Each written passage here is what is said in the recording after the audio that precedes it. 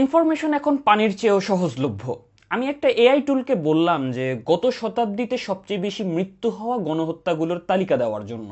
হলোকাস্টের কথা বলা হয়েছে, আর্মেনিয়ান জেনোসাইডের কথা বলা হয়েছে যেখানে প্রায় 15 লক্ষ মানুষকে মেরে ফেলা হয়, রুয়ান্ডার জেনোসাইডের কথা বলা হয় যেখানে প্রায় 8 লক্ষ মানুষ মেরে ফেলা হয় 100 দিনে, ক্যাম্বোডিয়ান জেনোসাইড যেখানে প্রায় 20 লক্ষ মানুষকে মেরে ফেলা হয়। কিন্তু বাংলাদেশে 71-এ 30 লক্ষ মানুষকে মেরে ফেলা হয় এ কথা বলা হয়নি, যেখানে রুয়ান্ডা এবং ক্যাম্বোডিয়ান জেনোসাইড একত্র করলে 28 লক্ষ মানুষ হয়। বাংলাদেশও বিশ্ব পরিচয় বাদে আরো কয়েক জায়গায় দেখেছি 71-এ 30 লক্ষ শহীদ হয়েছেন, এটা শাহবাগীদের লেখা বই ছাড়া আর কোথাও পাইনি। তাছাড়া ভারতীয় আমেরিকান জার্নালিস্ট শর্মিলা বসু তার রিসার্চ বই dead reckoning memories of the 1971 Bangladesh war বইতে উল্লেখ করেন যে 71-এ 50,000 থেকে 1 লক্ষ মানুষ শহীদ হয়েছিল। এটা রিসার্চ বই, বাই দা ওয়ে, ভুং ভাং চেতনা তাড়িত বই না। এই রিসার্চকে আমাদের দেশ এবং ভারত থেকে প্রচুর সমালোচনা করা হয়েছিল এবং যারা